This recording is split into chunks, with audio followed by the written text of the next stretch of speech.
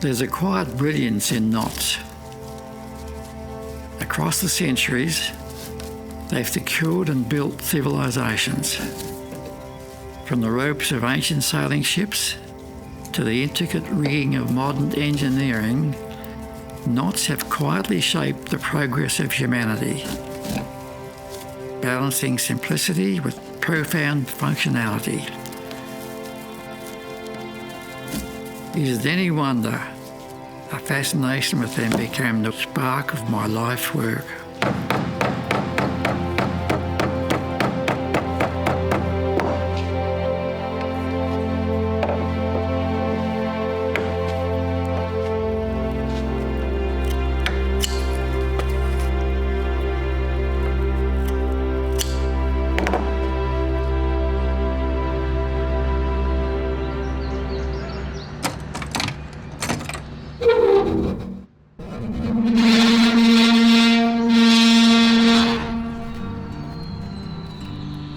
I worked in Tamworth for 17 years. I had built a house on top of the workshop and we started running out of space, so I asked a real estate friend of mine to look for a block of land. I wanted a highway site. So she found this block for me here in Moonbi, and that's how we came to Moonbi. I was born in Tamworth, but we lived in Moonbi for 21 years. It's really nice out here, it's pretty. It was great to bring up kids, lovely place. Andromeda is the only Greek legend with a happy ending, when Achilles saves Andromeda from being taken by the sea monster. So, and they get married. So it's the only Greek story with a happy ending. And Annette now owns Andromeda Industries. She and Jeff will take it to big things. Raymond's fantastic, and the fact that I can go in there and talk to Raymond at any time, and he's so giving of his time and his information and his knowledge is just next world. I think I'm the only one that saw his legacy and see what he was trying to do with the lifting industry.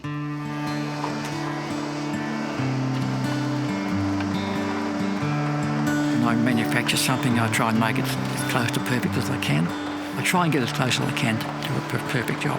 And that's how we build our machines. All the machines that Andromeda employs now, I designed virtually all of those. And I built a lot of the parts myself. And that's where my engineering comes in, to conceive of and then design and then manufacture. Going back to my early childhood, looking back now, I think I was born an engineer. I almost had a slide rule in my hand when I was born because I just naturally knew how things worked and I could naturally do things. I built my first lever-action rifle at 15 years and a self-loading handgun. What did your parents think about you building a handgun? Well, those days, there wasn't almost no notice taken. They weren't really aware, I suppose, of the level I was working at. But after I left school, I went straight to Newcastle and started at Stewart's and Lloyd's tube makers and did a mechanical engineering certificate course. Those formative years were learning about the trade work of fitting and machining work, plus the engineering behind the design of machines. While at Stewart's and Lloyd's, I met a young man called John Sundelius, and he was a keen spear fisherman. And he said, Raymond, you better come spearfishing sometime, it's great fun. So I manufactured a spear gun. I got the spear, stainless steel spear, and I got my nylon line. And I said, John, how do I attach this nylon line to this spear? He said, use a bowline. I said, well, what exactly is a bowline, John? He said, you're 19, you don't know what a bowline is? So I thought, well, I better start learning about knots. And that's really in many ways, how it started. So I go to Newcastle Library and I borrowed a book called Knot Splicing and Fancy Work. And it showed all the basic working knots, but at the same time it showed quite a lot of the fancy knots. And somehow or other, they just interested me. I don't know why it should be, but the knots interested me. So I got cordage and started to do fancy knots.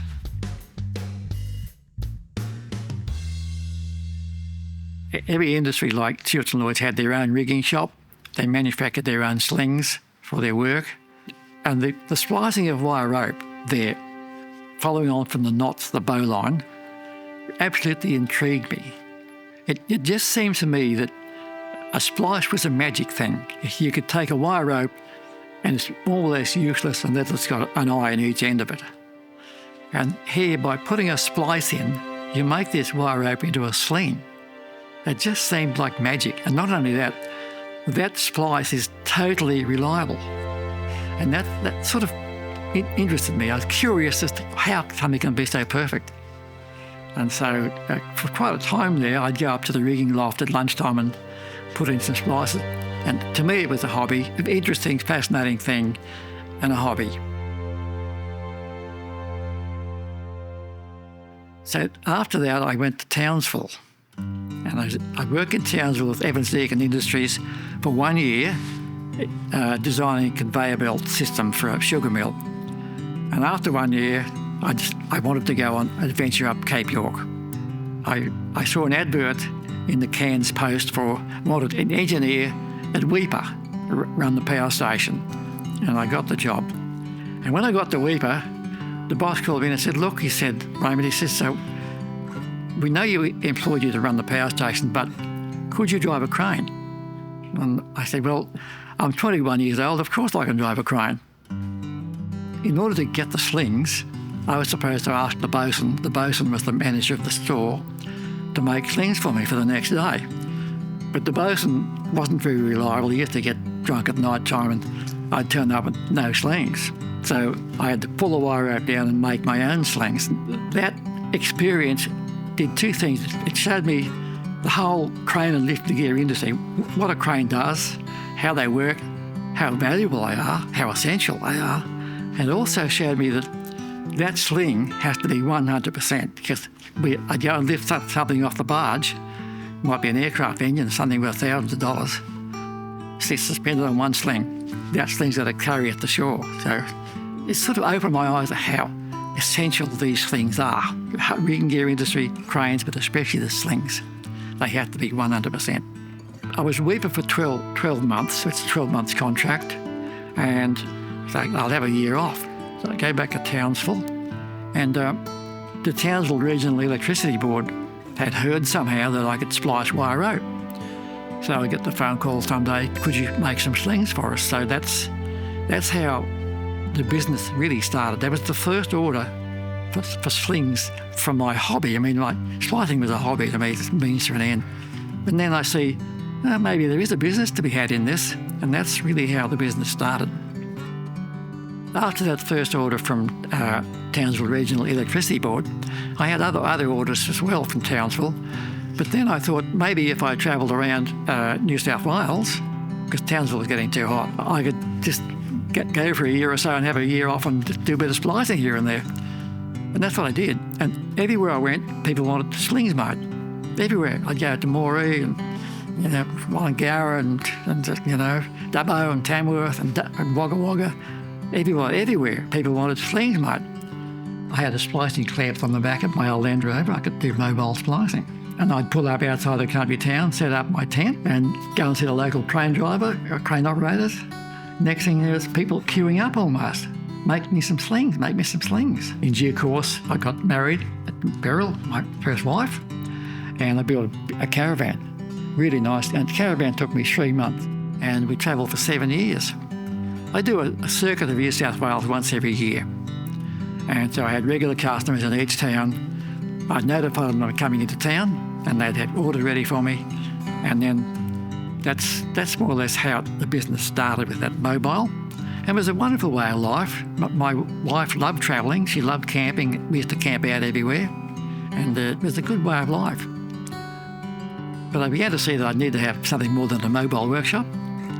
We needed mechanisation. So hand splicing is wonderful, but it's slow. And then Tamworth was always the best spot. Tamworth was always the one that was the best work. So that's why I bought a block of land in Tamworth in 1967 and moved into Tamworth. The ferrule system was coming in at about the time I was starting this business. So they're pressed ferrules. To make slings with a pressed ferrule rather than splicing, much faster. So I built the first press in 1967, then another one about 3 years later, I built a 250-tonne press because I'm an engineer and I could design machines. This is how I could make my own tools and design and build my own machines. And that started me on the manufacture of things at scale.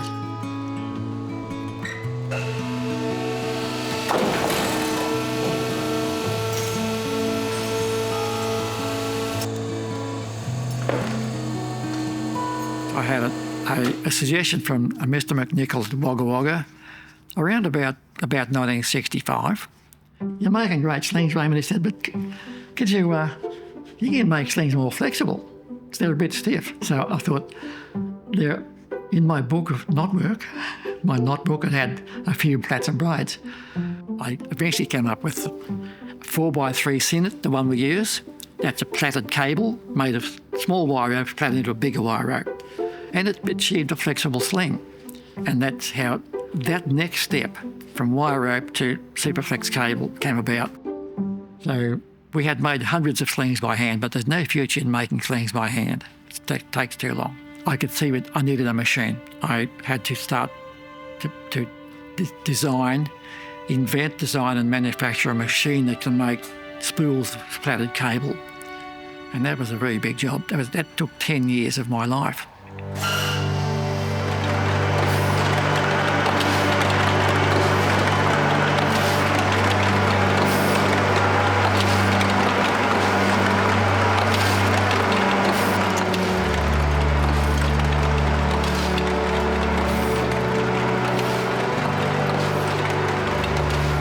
think Raymond's very much a visionary with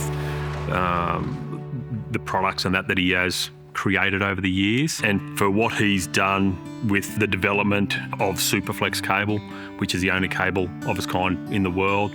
Our steel flat woven slings, the only ones of its kind. The fact that we now make the largest cable in Australia, and the machinery that has gone in to build all of that is a true testament to the man. Raymond doesn't recognise how important he is and what he's done for the community, the lifting industry, the world. He really doesn't. He's been a very long-standing community ambassador, always giving back to the community. It's, the art precinct. The local school, the local museum, the local shop. In Bicentennial Gardens. Townsville Bushwalking Club. Katingal Moombi Football Club. Re-establishing the native flora and fauna. The Newcastle Bushwalking Club. We open it up a lot to schools. Engineering students from the high schools in Year 12 come out once a year just to have a look. The schools love it. He opens up the factory floor for the local men's group, making sure that we are opened up, making sure that everything's set up. All the Rotary clubs and the Astronomy Club. With the Astronomy Club. Tamworth Regional Astronomy Club.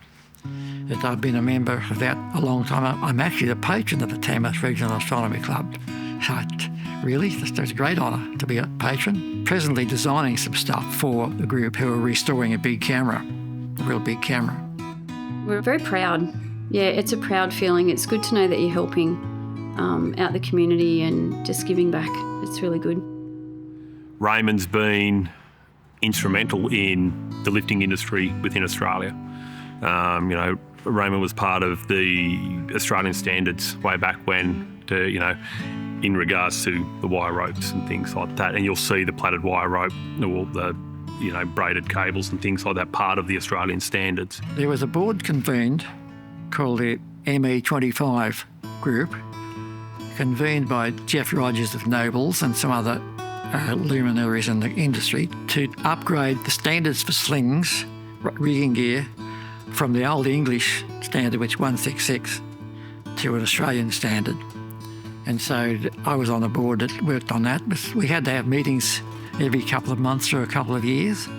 And that was interesting stuff to sort of like put down on paper new ideas, new things for slings and rigging gear. A great honour to be involved with that. And I haven't forgotten it.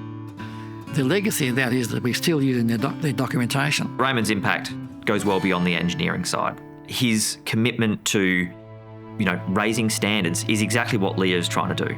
The rising tide lifts all boats, and Raymond is already on the high tide, right? So if we can take a little bit out of his learnings and his knowledge and his commitment to the industry and the commitment to his community, that's something that we can all benefit from. He's just a shining light. LEEA is the epitome of the lifting and rigging industry. So one of the honours of my life is to be becoming a LEEA member. To become a member of LEEA, I was invited by one of our customers. So gradually I took notice and we joined. LEEA has these high standards that everybody needs to be striving for, basically, and it's internationally recognised. So we can go to events like at AWARF in the US, LEEA supported, LiftCon and LiftX in Australia and the UK, it's all LEEA supported, and it's the number one in the lifting and rigging community. So for us to be part of that and continually strive for perfection and industry standards, I think it's critical to be part of LEEA, and Raymond being part of it for such a long time is once again testament to he understanding the need for quality and performance and having that standard.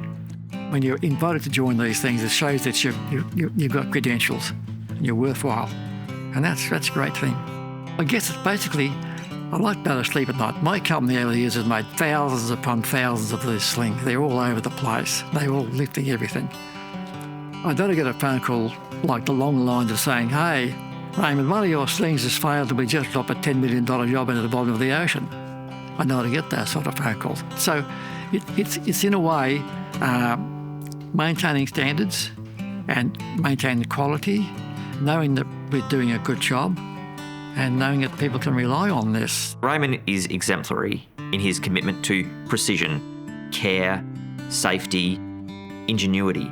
He just makes everyone around him better, makes the industry better, makes the industry safer. He's just who we want to have as a LEEA legend. He feels more like family than just a friend, if that makes sense. Or just a boss. Or just a boss, yeah. I just appreciate all the support that Raymond's given me over the years. I'm lucky, very lucky person. That's what I feel. Raymond has been an inspiration to myself within the lifting industry. The knowledge that he imparts and the fact that he can sit down and give me time and to try to pick what's in his brain is been fantastic, and I can't thank him enough. He needs things to do. He's that type of person. Raymond needs to be busy. His brain needs to be active. His body needs to be active. Otherwise, he just will shut down. I have a philosophy. We're not here just to be entertained and to do sport and have fancy food and live luxuriously. We're here to get things done. We're here to find out things, that natural curiosity that humans have had forever. To use that curiosity to make things better, to improve things. And that's one of my major points of life. We're here to get things done.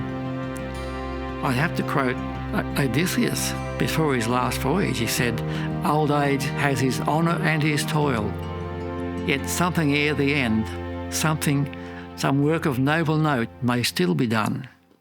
So even at 86, I'm not finished.